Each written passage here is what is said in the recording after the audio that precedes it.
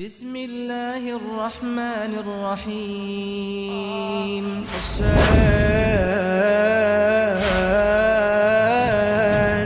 حسين حسين حسين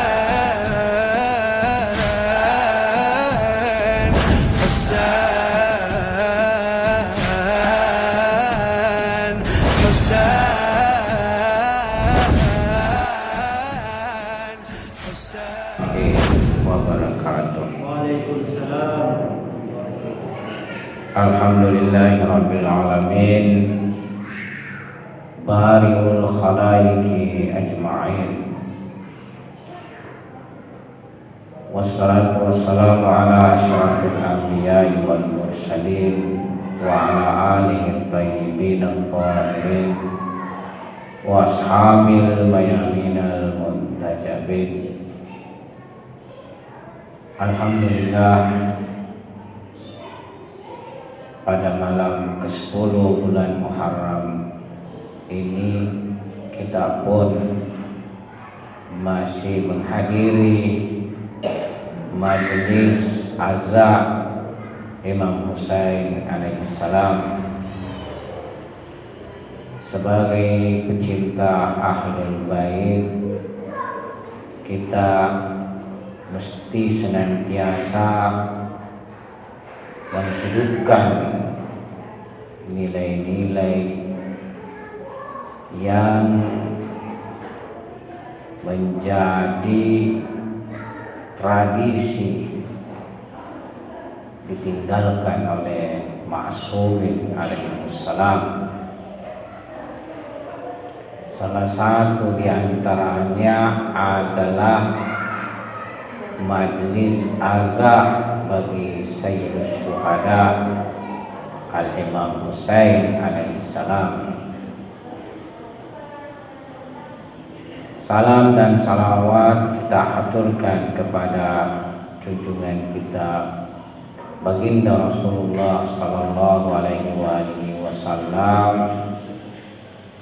yang pada malam hari ini menjadi pemilik majlis azza bagi cucunda beliau Imam Husain alaihissalam.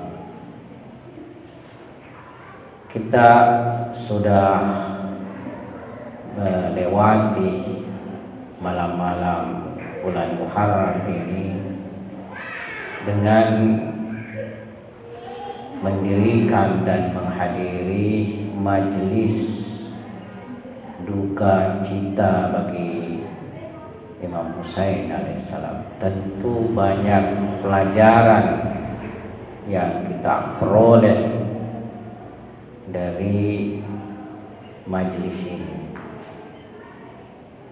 Pada malam ini merupakan puncak malam peringatan daripada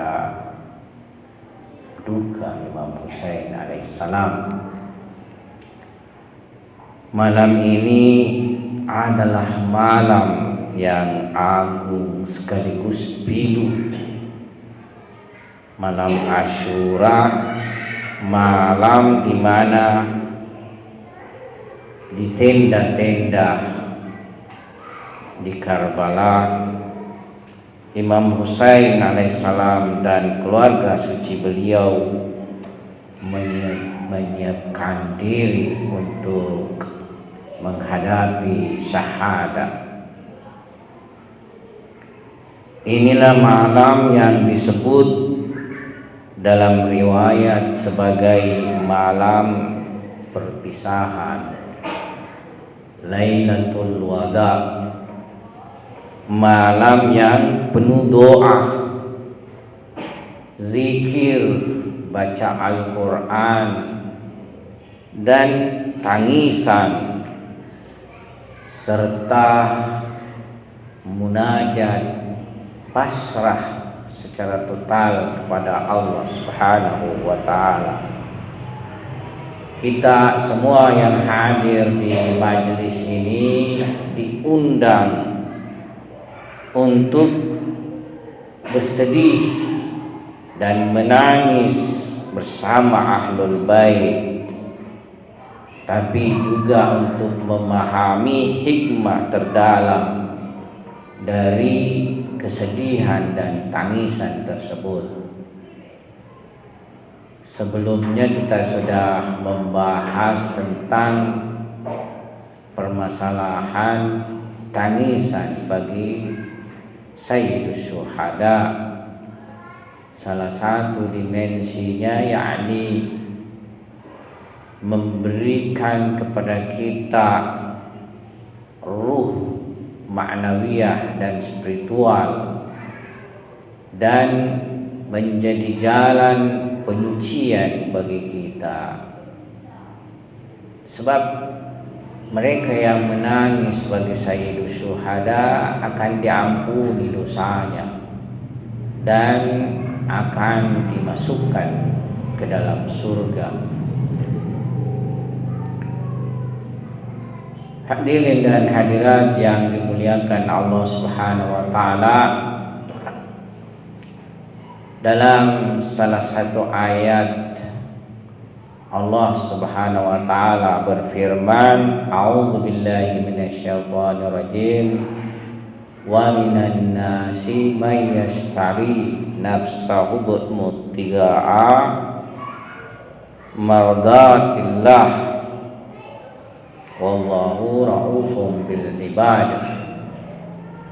Dan di antara manusia ada yang menjual dirinya untuk mencari keridhaan Allah, dan Allah Maha Penyantun kepada hamba-hambanya. Dalam kehidupan ini kita yang paling penting, tugas kita dalam hidup ini adalah mencari keridhaan Allah Subhanahu wa taala. Banyak amal ibadah yang bisa membawa kita kepada kedekatan dan keridhaan Allah Subhanahu wa taala, baik itu dalam bentuk pengorbanan harta, pengorbanan tenaga, pengorbanan waktu, pengorbanan pikiran. Tapi tentu tak ada yang mengalahkan dengan pengorbanan jiwa.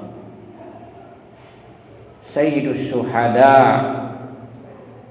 telah merealisasikan berbagai pengorbanan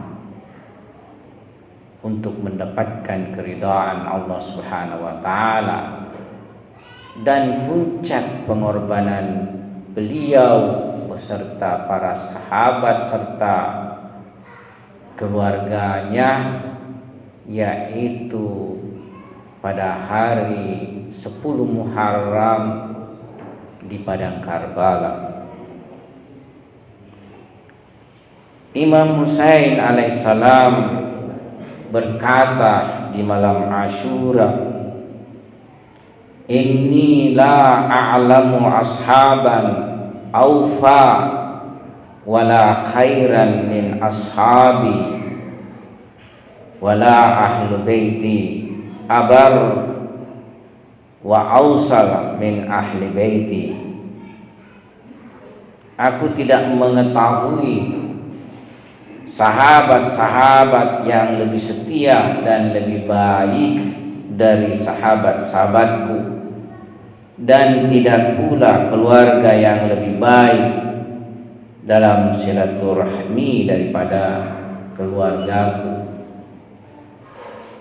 Kesetiaan adalah salah satu sifat utama dan mulia bagi manusia. Karena itu, untuk bisa bersama dengan langkah-langkah perjuangan Imam Husain dalam menegakkan kebenaran, sifat kesetiaan ini haruslah kita miliki. Bagaimana dengan kesetiaan kita bisa berjalan bersama dalam suatu perjalanan menegakkan kebenaran. Sebab jika tidak ada kesetiaan, maka akan terdapat kecerbéraian, ya, dan ini melemahkan perjuangan. Betapa banyak perjuangan tidak berhasil secara fisikal dan batin, secara lahir dan batin, dikarenakan tiada kesetiaan. Tapi pada perjuangan Imam Husain alaihissalam, meskipun secara lahir mereka semua mendapatkan kematian dengan kesyahidan, tapi secara rohani dengan kesetiaan para sahabat Imam Husain alaihissalam ini tercetuslah suatu revolusi secara menyeluruh dan mendunia, sehingga kita tidak mengetahui sedikit pun ada titik celah daripada revolusi Imam Husain alaihissalam yang terjadi pada 10 Muharram. Terjadi secara sempurna, tercipta secara indah, sebagaimana yang dikatakan oleh Hadrat Zainab ketika ditanya tentang apa yang ia saksikan dalam peristiwa itu. Beliau berkata, "Ma ra'aitu illa jamila." Tidaklah aku melihat kecuali keindahan. Di peristiwa tersebut terdapat sahabat-sahabat Imam Husain alaihissalam satu persatu maju ke medan pertempuran, mengorbankan yang paling berharga pada dirinya, yaitu jiwanya. Demikian pula putra-putra Imam Husain alaihissalam, putra dari saudaranya Imam Hasan alaihissalam, semua maju di medan pertempuran tanpa sedikit pun kegentaran dan ketakutan, dan memperlihatkan keperkasaan. Karena itu di sini memanifestasi nama Al-Aziz, Allah Subhanahu wa taala, keperkasaan seorang diri di dalam menghadapi puluhan dan boleh jadi ratusan musuh yang haus darah. Karena itu pantaslah Imam Husain sebelum peristiwa tersebut telah berucap, "Inni la a'lamu ashaban awfa wala khairan min ashabi." Saya tidak melihat, saya tidak mengetahui sahabat yang paling setia dan paling baik daripada sahabat-sahabatku. Hadirin dan hadirat yang dimuliakan Allah Subhanahu wa taala, malam Asyura adalah malam tafakkur, malam zikir, malam Al-Quran, malam munajat bagi Sayyidus Syuhada beserta para sahabat-sahabatnya. Malam tersebut merupakan terakhir bagi para syuhada Karbala untuk mendekatkan diri dan bertakarrub kepada Allah Subhanahu wa taala secara spiritual yang dalam. Riwayat menyebut pada malam itu Imam Husain alaihissalam mengumpulkan para sahabat dan keluarganya. Beliau memadamkan lampu lalu berkata, barang siapa yang ingin meninggalkanku, pergilah sekarang dalam gelap ini. Besok mereka hanya menginginkan darahku, tapi tiada yang pergi. Semuanya berseru, ya Aba Abdillah, lau kutilna thumma uhyina thumma qutilna thumma uhyina alfu marrah ma taraknaka. Wahai Aba Abdillah, jika kami terbunuh lalu dihidupkan lagi, lalu dibunuh, lalu dihidupkan lagi hingga 1000 kali, kami tidak akan meninggalkanmu.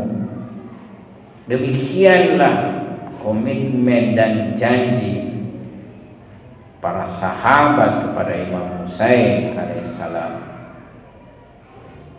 Mereka inilah manusia-manusia yang telah melewati berbagai tahap ujian bersama dengan Imam Husain alaihissalam. Karena itu ruh dan jiwa mereka telah tenggelam dan melebur pada irada Allah Subhanahu wa taala. Mereka adalah orang yang taslim, yang menyerah kepada takdir ilahi.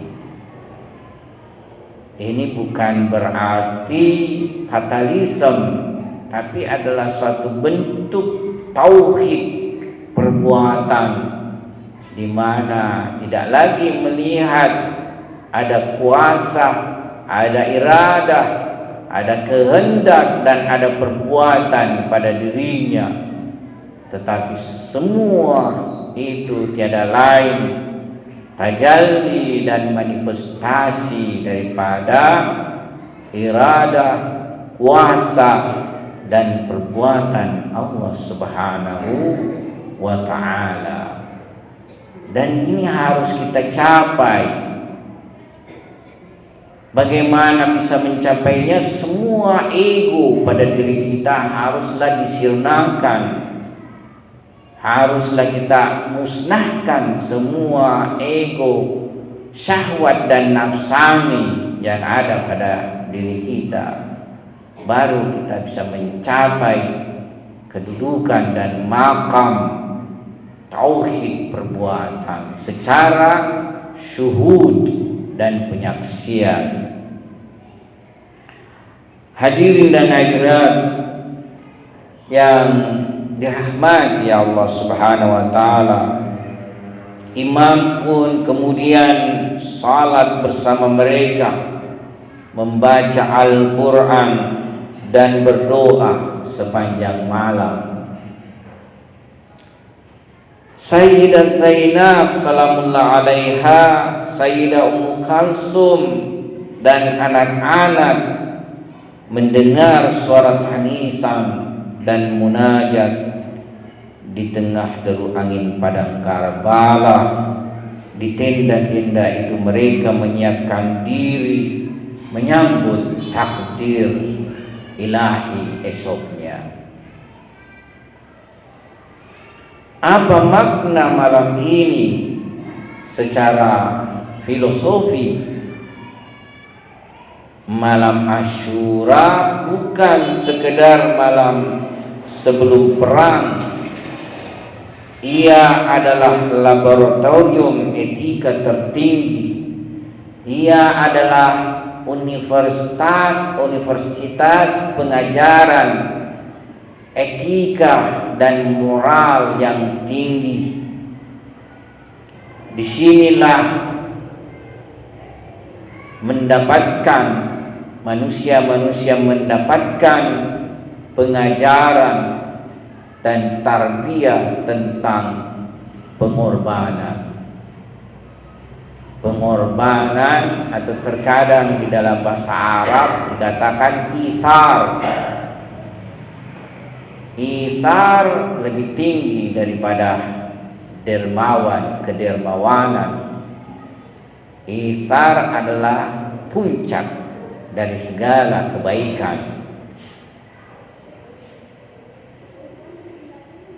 Pengorbanan Imam Husain adalah wujud tertinggi dari prinsip mengutamakan kebenaran atas keselamatan diri. Ia mengajarkan bahwa nilai kehidupan bukan semata panjangnya umur, tetapi kemuliaan tujuan.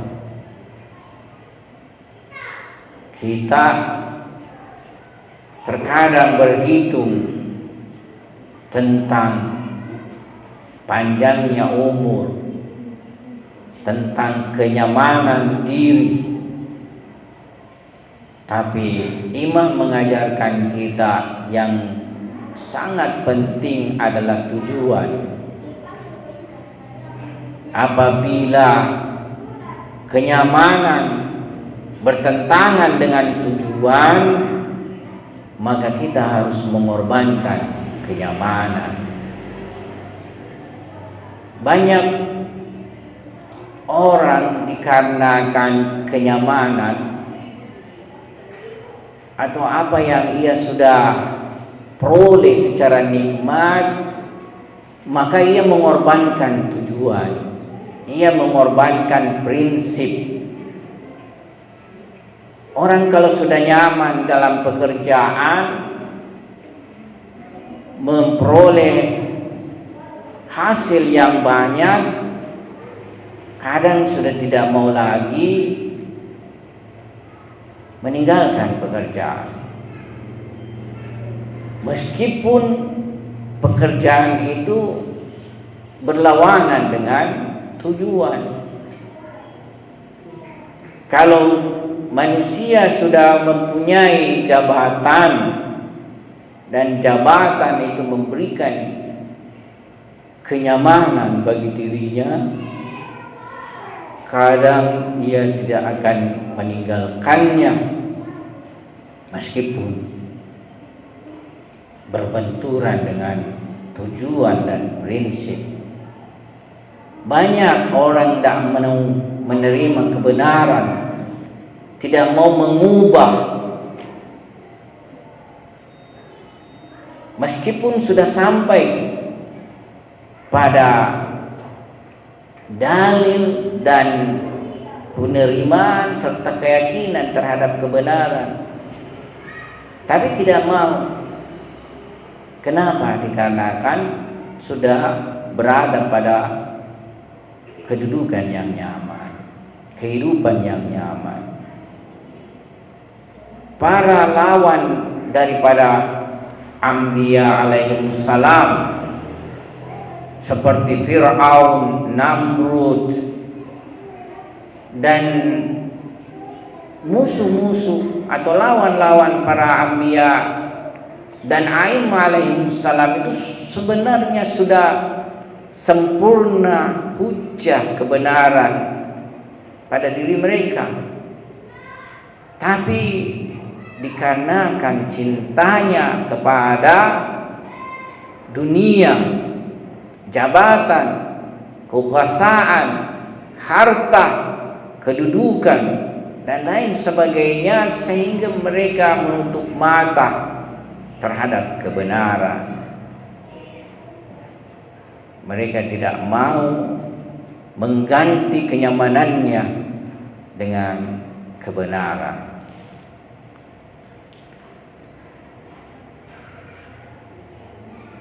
Jadi falsafah Husaini, falsafah perjuangan Imam Husain alaihissalam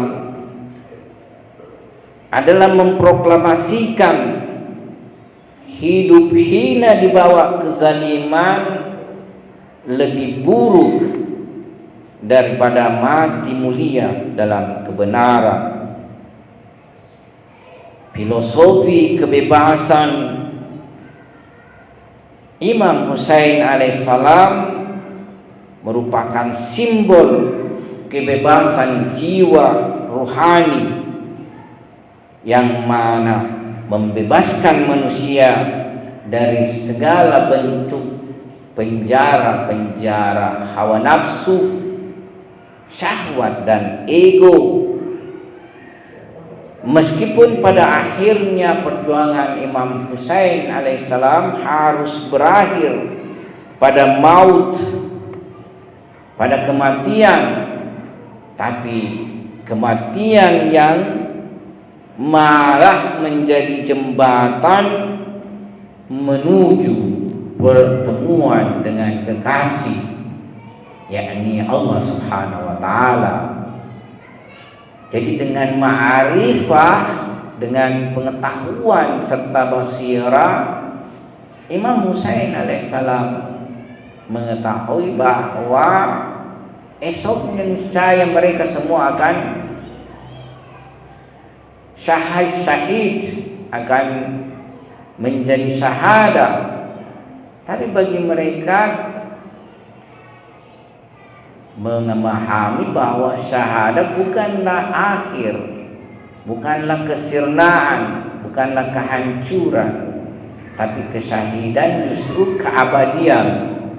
Karena kesyahidan ini tersambung dengan Allah Subhanahu wa taala.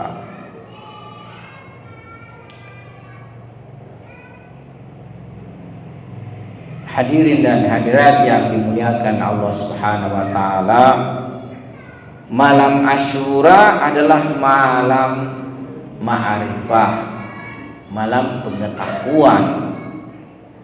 Dalam riwayat disebutkan para sahabat dan keluarga imam sibuk dalam zikir, munajat dan Al-Qur'an. Para arif berkata Karbala adalah mi'raj cinta.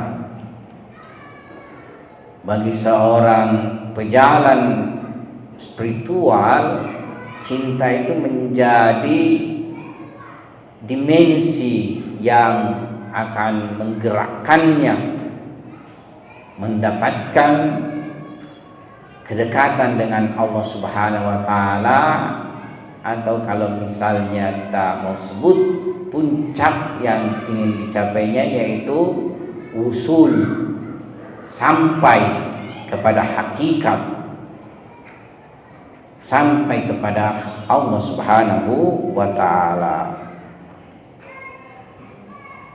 Karena itu mereka tidak hanya menyiapkan pedang untuk esoknya, tapi juga menyiapkan jiwa mereka, menyiapkan kerelaan jiwa mereka untuk terpisahkan dari badannya, ya. Badan ini adalah sangkar sebenarnya bagi ruh. Bagi para pesair dan suluk, badan ini sangkar. Badan ini kadang menjadi penghalang untuk lebih mendapatkan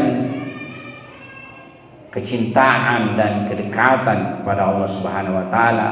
Karena jika ruh masih di dalam tubuh, masih ada perhatian, masih terbagi perhatian terkadang, kalau tidak sampai kedudukan fana. Seperti kita ini, kalau kita ini justru perhatian terhadap badan ini lebih tinggi, lebih besar, lebih banyak ketimbang perhatian terhadap ruh. Coba kita pikirkan dalam kehidupan keseharian kita, betapa besar perhatian kita terhadap badan dan tubuh kita daripada terhadap ruh kita. Nah, perlahan-lahan sebagai pecinta Imam Husain alaihissalam yang telah mendapatkan tarbiyah dalam majlis-majlis azza Imam Husain alaihissalam ini, kita mesti menyedikitkan perhatian terhadap badan dan menambah perhatian terhadap ruh. Misalnya berapa kali kita makan, coba kita pikirkan. Dengan berapa kali kita salat dan baca Al-Quran, coba kita hisab itu, perhitungkan itu. Betapa banyak kita berzikir dengan betapa banyak kita bicara sembarang saja. Coba kita bandingkan itu. Jadi kita harus mengurangi banyak bicara dengan memperbanyak zikir. Ya, seperti itulah kurang lebih yang harus kita jalani setelah mengikuti majelis-majelis duka Imam Husain alaihissalam. Adapun arti daripada tangisan bagi Imam Husain, khususnya pada malam Asyura, bahwa di malam Asyura tangisan bukan hanya ratapan kesedihan, tapi ia adalah tajalli dan manifestasi mahabbah, penampakan atau penjelmaan kecintaan. Orang yang menangis, oleh karena itu orang yang menangis bagi Imam Husain alaihissalam pada hakikatnya sedang menangis untuk Allah, karena Imam Husain alaihissalam adalah tajalli cinta ilahi. Jadi yang menangisi Sayyidus Syuhada pada dasarnya yang menangis bagi Allah, karena Imam Husain adalah penjelmaan dari cinta kepada Tuhan. Ya, seluruh eksistensi dan diri Imam Husain alaihissalam dipenuhi cinta kepada Tuhan.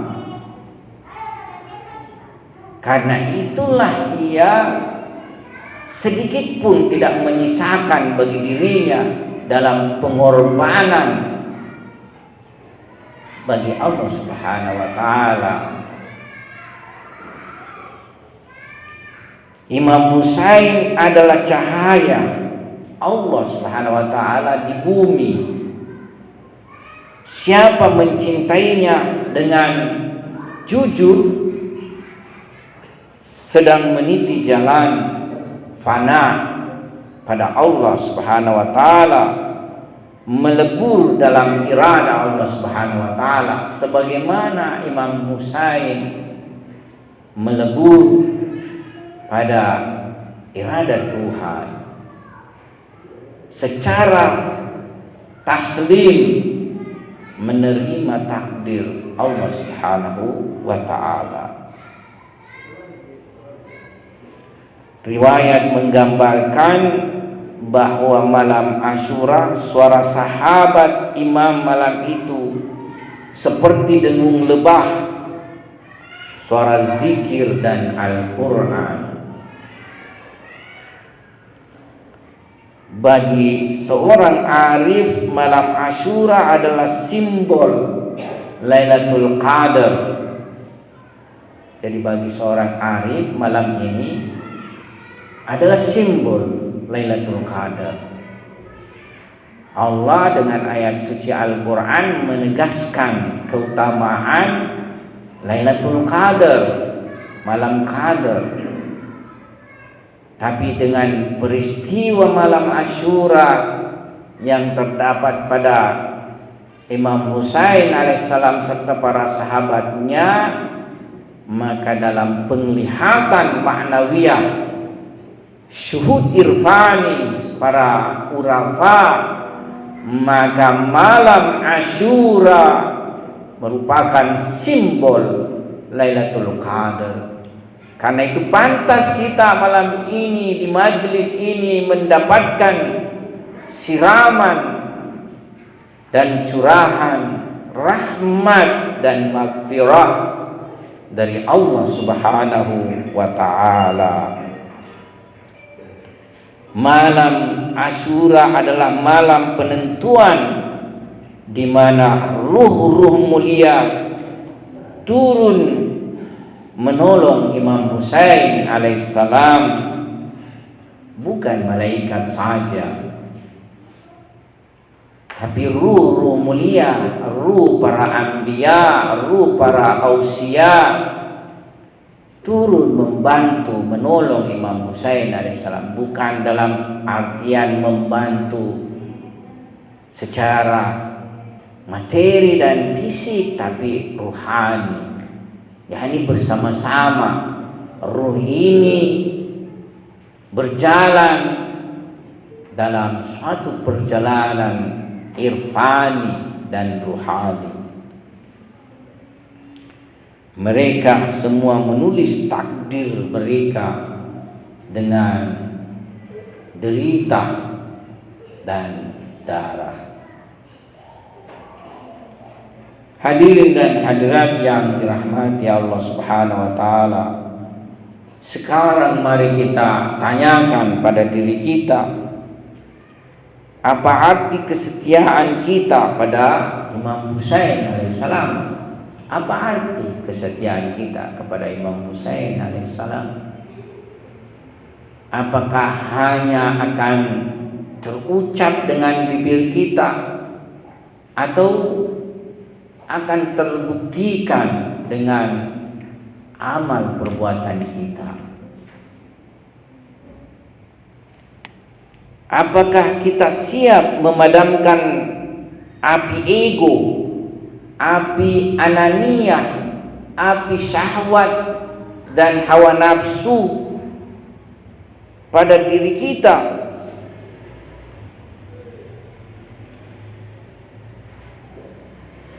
Sebagaimana Imam Husain alaihissalam beserta para sahabat dan keluarganya mengajarkan kita tentang hal ini, ataukah kita memang masih para pecinta dunia, masih para pecinta harta, jabatan, kekuasaan, kekayaan, keterkenalan, dan berbagai kecintaan lain selain kecintaan kepada Allah Subhanahu wa taala? Kalau kita masih pada kedudukan ini, masih sangat jauh kita akan menjalani langkah-langkah revolusi dan pengorbanan Imam Husain serta sahabat-sahabatnya, karena mereka setelah sampai pada kedudukan meleburkan zatnya, meleburkan sifatnya, meleburkan perbuatannya pada seluruhnya kepada Allah Subhanahu wa taala.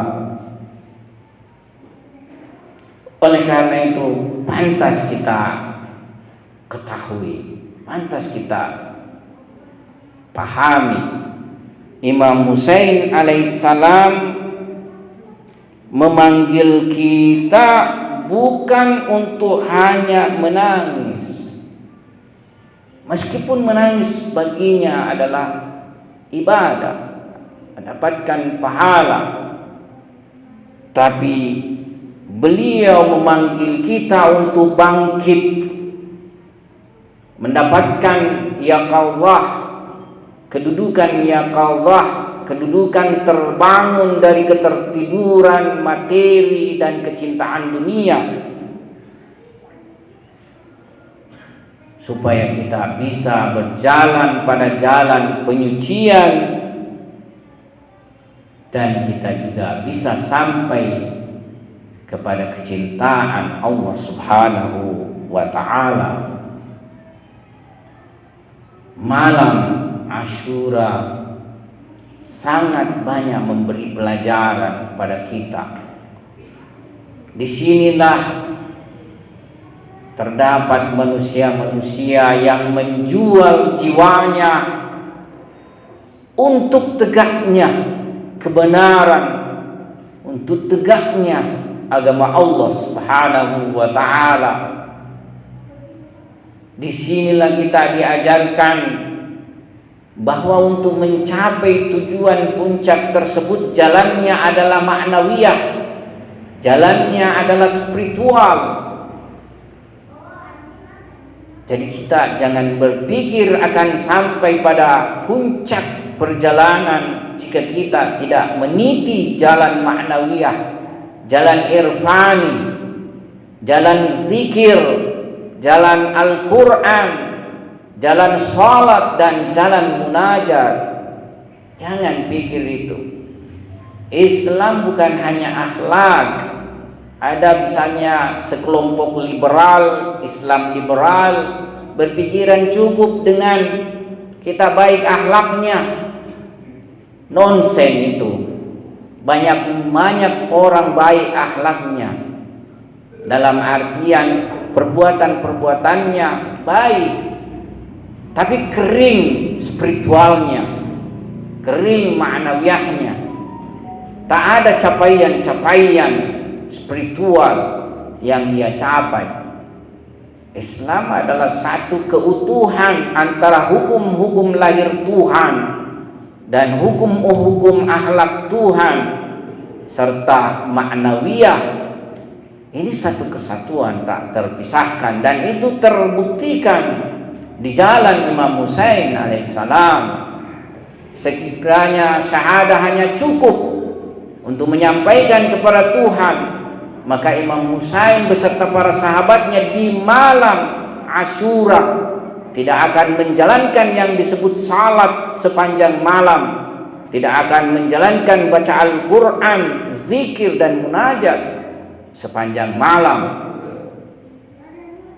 Tapi beliau sebagai insan kamil, sebagaimana datuknya Rasulullah sallallahu alaihi wasallam, membuktikan bahwa untuk sampai kepada Allah Subhanahu wa taala haruslah tubuh ini bersusah payah beribadah kepada Allah Subhanahu wa taala. Kita juga tidak menginginkan semacam spiritual yang kering seperti para mereka yang hanya berpandangan lahiriah tapi jumud dalam masalah batin serta spiritual.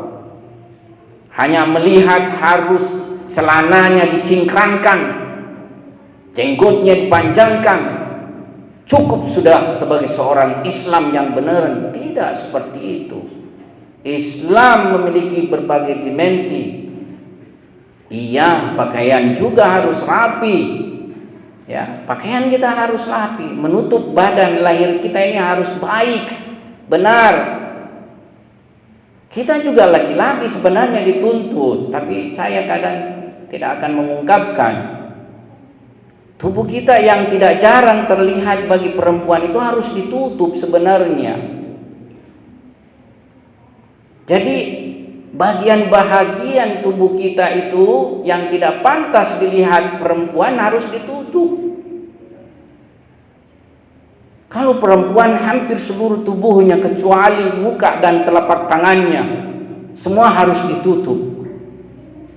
Dengan jalan inilah maka moralitas, etika akan hidup di tengah masyarakat. Ya, seperti itulah ajaran Islam. Lahir ini harus disertakan di jalan ruhani, di jalan spiritual.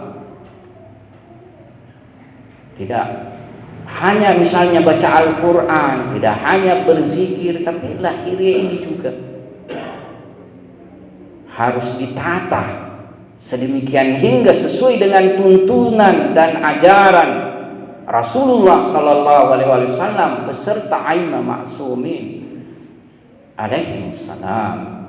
inilah jalan keselamatan, inilah jalan kebahagiaan, inilah yang diperjuangkan oleh revolusi Imam Husain alaihissalam, adalah untuk mengembalikan umat kakeknya pada apa yang dibawa oleh Nabi, risalah suci Islam, risalah agama yang paling sempurna, yang memperhatikan sedetail-detailnya terhadap berbagai kebutuhan manusia. Kita tidak seperti Buddha yang hanya misalnya menyepi menyendiri. Tidak seperti itu. Kita tidak seperti Hindu, Kristen. Tapi Islam ajaran paripurna, melihat dimensi individual, tubuh dan ruh, dimensi sosial, tidak memperhatikan individu dirinya sendiri, tapi memperhatikan tetangganya, memperhatikan keluarganya. Politik, ekonomi, dan berbagai dimensi yang dibutuhkan bagi kehidupan manusia. Imam Husain alaihissalam beserta para sahabatnya telah mengorbankan seluruh kepentingan diri dan ego demi tegaknya ini bagi kita semua. Sekarang apakah kita tetap mau melalaikan jalan keselamatan dan kebahagiaan ini? Apa sih yang membuat kita malas menyerahkan secara diri kita kepada Islam? Udkhulu fis silmi kaffah, ya ayyuhalladzina amanu udkhulu fis silmi kaffah. Wahai orang-orang yang beriman, sudah beriman, masuklah dalam Islam secara keseluruhan. Jangan ambil serpihan-serpihan, jangan ambil sebagian-sebagian daripada Islam kemudian meninggalkan sebagian lain. Kita harus mengambil secara keseluruhan dan yakin bahwa inilah jalan yang akan membawa kita kepada kebahagiaan hakiki. Hadirin dan hadirat yang dimuliakan Allah Subhanahu wa taala, mengakhiri saya punya ceramah malam ini, saya ingin membacakan sebuah syair Arab bercampur Indonesia.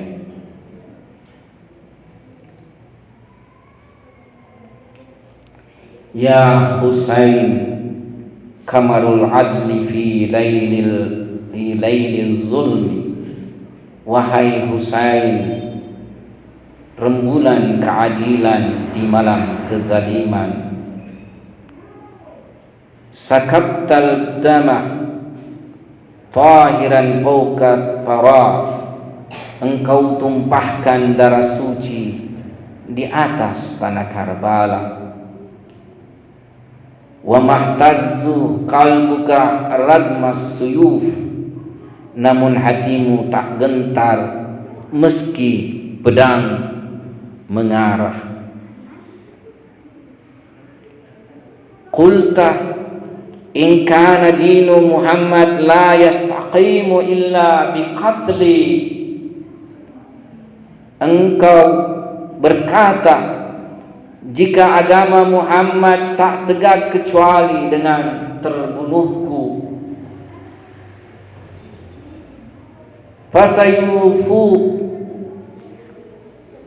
Fasuyufu ya suyuf khudini. Maka wahai pedang-pedang, datanglah dan ambillah aku. Ya ainun abki, fahuna kutilal hurru bila dhambin. Wahai mata, menangislah. Di sini sang merdeka terbunuh tanpa dosa. Wa tiflun yamuddu yadayhi ilas sama. Seorang bayi mengangkat tangan mungilnya ke langit. Yatlubu qatratan ma'i faujiba bisahmi, meminta seteguk air tapi dijawab dengan panah tajam. Wa sautul abu haunun alaika ya sagiri, dan suara sang ayah, sabar wahai anakku. Fahadzal qatlu syahadah wa damuka tahrun lil ard,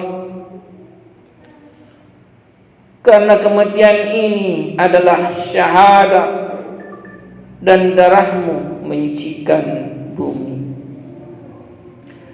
Ya riha Karbala hum linida'il mazlum, wahai angin Karbala, bawalah seruan yang teraniaya. Wa quli lil alam ma zalat damu yahtib, sampaikan pada dunia darah itu masih berseru. Kullu ardin Karbala wa kullu yaumin Ashura, setiap tanah adalah Karbala, setiap hari adalah Ashura. Wa Husain ya'ishu fi qulubil asyikin, dan Husain hidup dalam hati-hati para pecinta Tuhan. Imam Husain alaihissalam, beberapa peristiwa dalam pertempuran para sahabatnya dan para keluarganya menangis. Itu terjadi ketika para sahabat-sahabatnya, dan ada di antaranya yang berusia sebenarnya sudah sekitar 80 tahunan. Seorang yang berwajah hitam, dia sebenarnya pelayan, jadi bukan sebagai orang yang akan menjadi pasukan Imam Husain alaihissalam. Tapi ketika sahabat-sahabat Imam Husain sudah mereguk cawan syahadah dan sisa keluarga Bani Hashim, maka ia pun sebagai salah seorang yang bukan dari Bani Hashim menawarkan dirinya untuk maju di medan peperangan. Imam Husain berkata, kamu bukanlah bahagian dari pasukan, tidak pantas kamu maju di medan peperangan. Tapi sahabat ini pun mendesak, apakah dikarenakan saya ini tidak pantas karena saya tidak semulia dengan mereka, wajahku, tubuhku tidak seperti mereka, saya hitam. Karena sahabat ini mendesak, pada akhirnya Imam pun mengizinkannya maju di medan pertempuran. Setelah sahabat ini dan seluruh sahabat sudah habis, maka tentu yang akan menjadi giliran maju di medan peperangan adalah keluarga Bani Hashim. Sebab ketika sahabat masih hidup, mereka tidak mengizinkan sama sekali ada yang dari keluarga Bani Hashim maju pada medan peperangan. Mereka tidak mengizinkan sama sekali. Yang pertama maju adalah Ali Akbar. Ia pun meminta izin kepada Imam Husain alaihissalam. Berbeda dengan yang lain, Imam Husain tidak menunda pengizinannya. Seolah-olah seperti kita, misalnya anak kita meminta pergi, kita langsung mengatakan pergilah. Imam Husain seolah-olah berkata kepada putra sulungnya itu, pergilah. Sang putra pun pergi maju ke medan peperangan. Imam Husain memandanginya lalu menunduk menangis. Beliau menangis karena putranya ini segera akan menjemput syahadah. Sementara ketika keluarga Bani Hashim rindu kepada Nabi, maka mereka akan memandangi wajah Ali Akbar.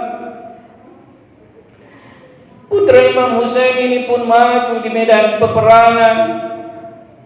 Sedemikian ia berperang sampai ia pun kemudian mendapatkan pukulan-pukulan tombak, pedang dari musuh. Ia pun kemudian lunglai di atas kudanya. Ia pun lagi sudah tidak mempunyai tenaga, lunglai di atas kudanya. Tapi kuda ini salah mengembalikannya, salah arah perjalanannya.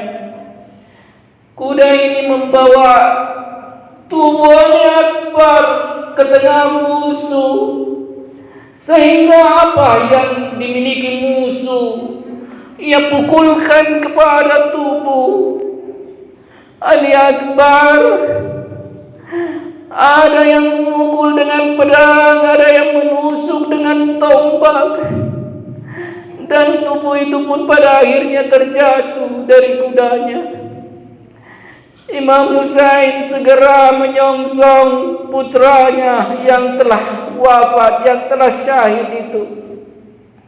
Jadi Ali Akbar sudah tidak hidup ketika Imam Husain datang. Berbeda misalnya dengan yang lain. Imam Husain karena usianya juga sudah